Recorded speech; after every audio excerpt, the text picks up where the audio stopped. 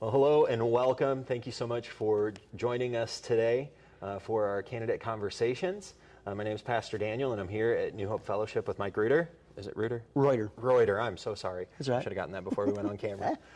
Just as a reminder, this is a service that we're providing to the community. This is not to support or sponsor any particular candidate. It's just to introduce the community to them. And so we're excited that you're here with us this morning. Cool. Go ahead and tell us a little bit about who you are and your family and that kind of thing. Okay, my name is Mike Reuter. I'm the circuit clerk of Jefferson County presently. A little bit about myself and my family. Let's see, I was born and raised here in Jefferson County, born in Arnold, raised in DeSoto. Later on in life, one of my grandparents passed away, and so we moved back from DeSoto back up to Arnold, and I ended up graduating from high school at Fox High School in 1986. During that time frame, I met my high school sweetheart, Renee Reuter, and we got married in 1988. After I got married, I decided to join the service. I was in the military until 97. I served in a couple of combat zones while I was in the service. Let's see, I have two children. I got David is my oldest, and my youngest is Stephen. Both of them are presently serving in the military.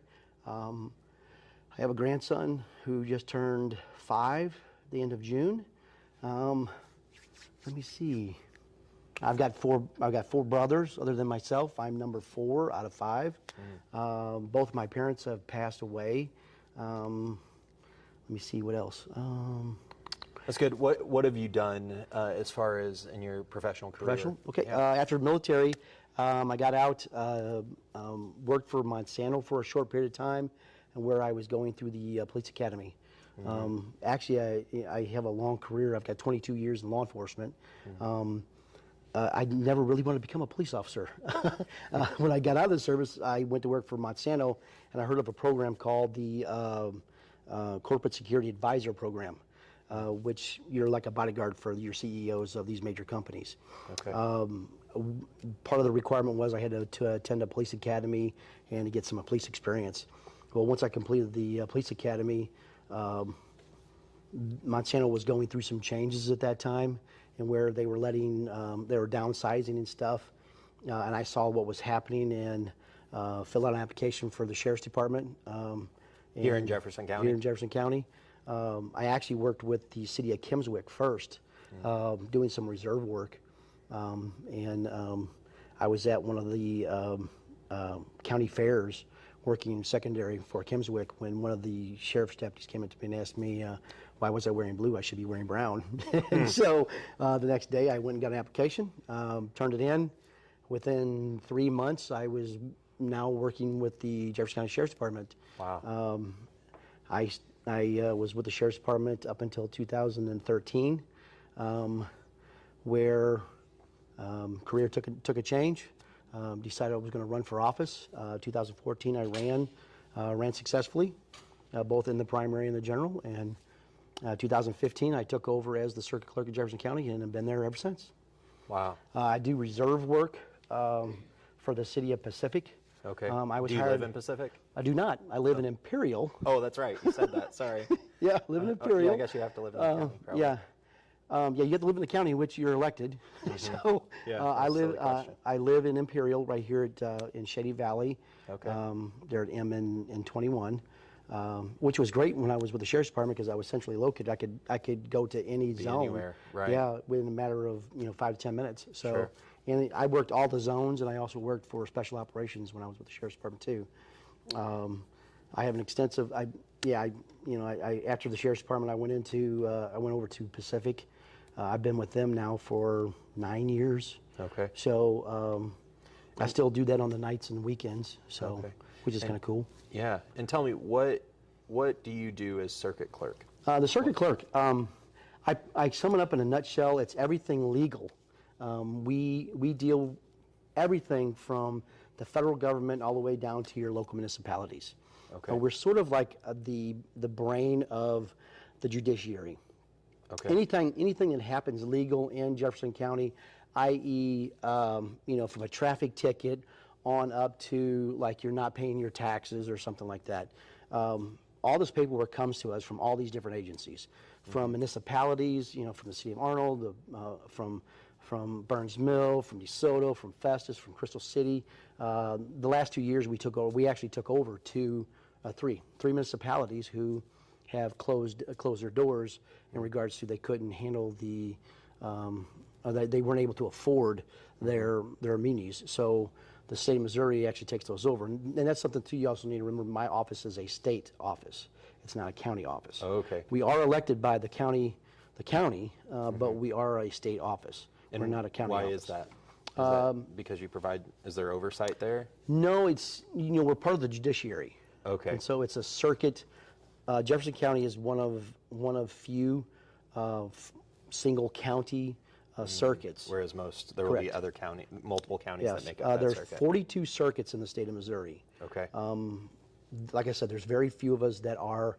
There may only be like 6 or 7 counties that are single, which means that your population size is large enough to just be maintained within there. Like City of St. Louis is its own circuit. St. Louis County is its own circuit. Jefferson County is its own circuit. St. Charles County is its own circuit. And this side of the county, this side of the state is about it. The rest of them are 2 to 3 county-wide makes up a circuit. Okay. But each county has to elect its own circuit clerk, even though that there's maybe 3 counties that are inside of a circuit. Each county still has to have it, so there will be 3 circuit clerks within one circuit. Okay. And the reason why you say, they still using the term circuit, because back in the old days, you had a judge that traveled. He traveled the circuit. Okay. And so he would travel around. Well, because of our population has gotten so large here in Jefferson County, 260,000 people, which it is odd. Jefferson County is the oddball out of the state of Missouri. We are reversed on everything. Any other county you go to, your populations are within your municipality. Well, not here in Jefferson County. We're all unincorporated. We're all in the unincorporated area, and that's where your major populations. That's why we have so many different issues and problems in Jefferson County, because we're different than the rest of the state when it comes to the way we're developed and the way that we're set up. But so my for office, you're talking probate, juvenile issues, any of those kind of things that come down. Your driver's license being suspended, simple things. We also do passports and stuff like that there at the courthouse. Ex partes, people come in and file those with us. And then the kind of the common things that people are, any criminal cases and stuff like that are filed through the prosecutor's office. We also have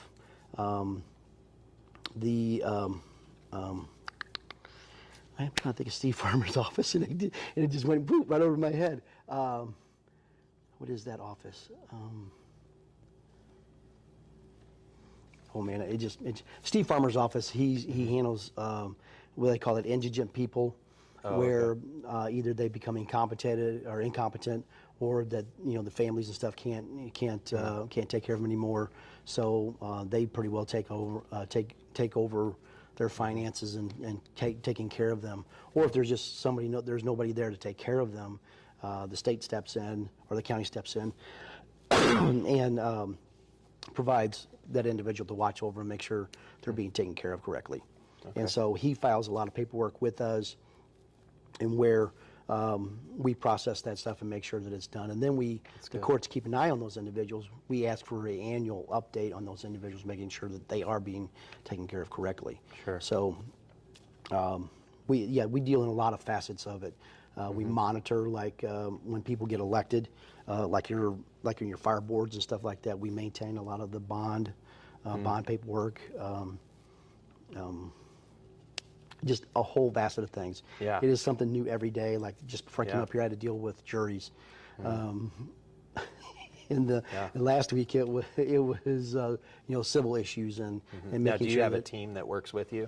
I have a staff of 50 people. Okay. Yeah, I assumed you did. Yes. But, oh yes. We are the 6th largest circuit, and we're not the norm. Once you leave Jefferson County, we're the 6th. So I maintain about 50 staff members. The next highest or the next largest would be probably Boone County, and they only have about 25. Wow. The average throughout the state is anywhere from 3 to 5 staff members in the circuit clerk's office, which is, I find, incredibly Jiminy Christmas. I don't know how they do it. Yeah. I have a staff of 50, and we're consistently just, the number of cases we kick out, you're 20,000 cases a year. Wow. And that's not including the prosecutor's office that kicks about anywhere from 5 to 6,000 cases up to us throughout the year. Okay.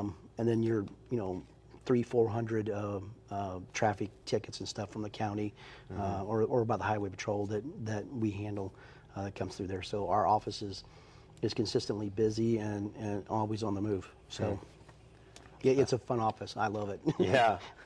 Do you have? So I guess you would have a legal team as well. Do you have lawyers on your team? No, we do not. Okay, because you're pushing the paperwork through, I guess. Yes, we accept the paperwork in. Okay. Make sure that it's correct, and then we push it to the right entity. Okay. So like the prosecutor will give that paperwork to my office. We'll make sure that everything is correct on there, and we will send it to the judge, or we will assign it to a judge. Okay. The judge will get the assignment, look at it. Yep, everything's good to go. Prosecutor, go ahead and go with your case. And so they move from there. Same thing with your civil cases. Attorneys will file stuff with us going, hey, we're suing this individual because they owe money to somebody or that they've damaged some property or something like that. We make sure that paperwork is done correctly. I'm sorry. I'm getting over some sort of a cough that I just can't handle. Yeah. But we get that stuff on a daily basis. We process it. We just make sure that the paperwork is filled out correctly. Okay. Because it's got to go to certain, other than us, it's got to go to different entities. I.e., if it's a civil case, and that there's a finding that the individual does owe, or they don't, that property doesn't belong to them. Right. That property is given back. So the sheriff's department has to go out there and say, okay, hey, you have this property, you need to give it back to them. If they don't want to give it back. Right. But we deal with different entities every day. Okay. Department of Revenue, to the county, Right. to even the federal government, Yeah. where there's people who are being sent to federal prisons, or to your income taxes and stuff. That one I get that I didn't know about. That I learned about actually on my very first day. I got some gentleman call me and says, "Hey, my income tax is being held. Why?" I'm like, well, I don't know. Let me look into it. So I looked into it, and what it was is he hadn't paid a fine that was like 4 or 5 years old. Yes, they don't go away. They're there, and if you don't pay them after a certain period of time, they hold your income taxes, and then they'll pay it, and then whatever's left over, if you have anything left over, then they'll send it back to you. So Okay. yeah. Okay. Well, I do want to get to some questions. Cool. And so a lot of these questions are for people who are in, county council or the executive, where they're more in the executive or Legislative branches. Legislative branches. And so I know that some of them won't apply to you, so I'll just skip over those and go with more of the character, who you are type questions. Cool. Does that work? Yep. Awesome. So I love this one, especially for your office. Describe an instance in which you faced an ethical dilemma and how you handled it. Oh, actually, that's a pretty good one. In my office, I deal with the judges every day, and sometimes the judges will do something that now it's not really ethical. It was kind of where, hey, this was a high-profile case in which an order was issued. But the case that the judge didn't change their mind and wanted to delete that order. Okay, well, you cannot delete any orders whatsoever because I am the keeper of the records. It doesn't, if the order is not what you wanted, you reissue another order to rescind it. So when you're deleting an order, you're changing the record. Excuse me. So I had to go back with that judge and explain to him like, listen here, what you're doing here it's unethical. You can't do that. And by the way, it's against the law. You can't delete delete an order, because they were directing my staff member to delete that order. They just didn't want it there. I mean, it was a little embarrassing the way the order came out. I got it. I understood that, but it's there. You just have to be able to explain it away. Right. The judge changed their mind, went ahead and reissued another order, because I told him, like, you can't. It's there. It's now permanent. It's in stone. Yep. You can't do nothing about it. Just reissue another order changing that. And I had those dilemmas, on a weekly basis. You'll get stuff in where, according to our Supreme, because there's two things that dictate my office. There are state statutes that dictate my office, and Supreme Court rules. Sometimes those rules can interfere with state statute. Where it dictates me to collect certain monies from the public. Well, they've left it in certain gray areas. My position can say, you know what? No, we're not going to collect those due to certain circumstances. You come in, you're telling me that you've been unemployed for a certain period of time, and you just don't have the money to do so. And how do I do this? They're getting ready to put a warrant out on me. I'll take a look at your situation, and you have to prove to me that this is the case. I haven't had a job. I'm actually on unemployment. Okay. Well then, we're going to waive those fees for you, and close your case out for you. And we can do that, or that maybe we overpaid something. We can rectify that with stuff. We have a little bit of a leeway that the office can do it. But yeah, I've been asked to do some stuff. Individuals have come into my office and asked me, hey, the previous guy's done this for me. Can you do that? And no, I'm sorry, I can't. I treat everybody the same, fair. Right. I'm not going to do something for you and then not do it for somebody else. Right. That's just not fair. Well, and except for the leeway provided to you by Correct. the By Supreme statutes. Court, but Yep. in the statutes, those really aren't necessarily your decisions to make. Correct.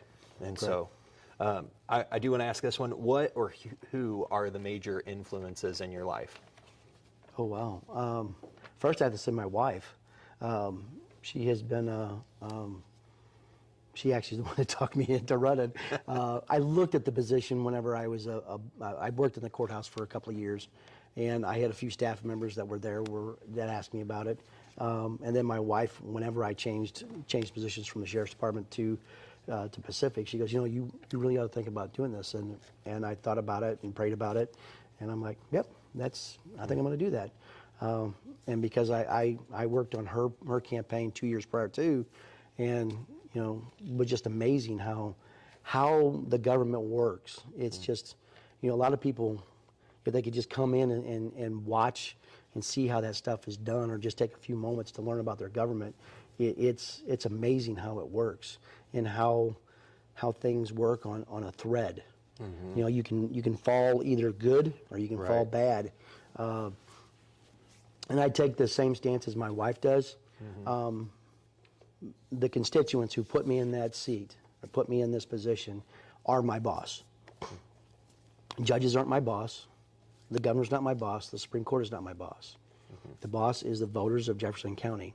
And I look at those people who come at the window as the voters are my boss. If they have an issue or problem, I'm going to answer it the best way I can. My office is great. The ladies, when I first started there, by the way, I believe, well, no, there is one other male there now. I was the only male in the office of 50 Wow. ladies. So it took my wife a little bit of time to retrain me to say that's my staff, it's not my ladies, because it just doesn't sound right. Yeah. But when you work in an office of 50 women, it's really difficult just to handle them sometimes. Yeah. Yeah, I think any 50 people is difficult. Oh, yes. And so, well, you answered not only the questions that I asked, but a lot of them down the page. And wow. So I want to go ahead and get to the lightning round of questions, which are the fun questions. Oh, cool. Okay, I think they're fun. You may not. So when you were 6 years old, Okay, so think back, 6 Okay. years old, kindergarten. Okay. And your teacher asked you, what do you want to be when you grow up? What did you say? Actually, I told him I wanted to be a policeman.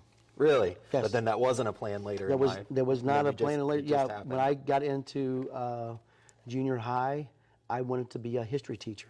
Okay. So I focused all my high school years into being a teacher, which was kind of neat. Yeah. And then when I got to college, it changed again because I was like, Sure. wow, I got to remember all those dates. I don't like that too much. So I decided to change it again to I wanted to be a counselor. Okay. So I started directing my college into doing counseling and psychology and sociology, which, by the way, if you want to go into law enforcement, those are the two classes that you Right. want to focus on. kinda 'Cause worked out. Yeah, it helps you deal with people and large groups, and that's exactly Sure. what you do. You deal with them. Sure. So, What is something you wish you were better at? time management. Yeah. I'm always on the move, always going, always doing something, and I always run over. I mean, I rushed into here Yeah. because I was working on some jury stuff. So yeah, time management. I wish I was better at it. Okay. Well, and then last question, because I do want to make sure we get you out on time. And I didn't know if I'd ask this one, but I really think that you're going to be a good candidate for me to ask this. So for a moment, let's pretend there's an apocalypse of some kind or another. Okay. Okay. And I'm interviewing for my team of 8. Okay. Why do you make that cut? Why are you on my team? Oh, to join that team. Okay. Oh wow. Why do you deserve to be on my team? I have many skills. Okay. I have many skills because I was a farm boy. Okay. I grew up on a farm. I know, especially in apocalypse, I can grow crops. Did that, all my little, I was 5 years old in a cornfield with a hoe at 4 o'clock in the morning with my 4 other brothers. What else can I do? I take care of animals. I can build things. I'm a well-developed apocalypse guy. Hunting, fishing, I'm good at it. That's good. Yeah, time management would be my only problem. Okay. Yeah, but in an apocalypse, it doesn't matter. Doesn't as much. matter. Correct. You do what needs to be done. And Great. I'm really kind of a people person too. I love. I can tell. I love just talking with people, and sometimes I got to get cut off, and I really like what I do. Good. It's evident. In life in general too. Yeah.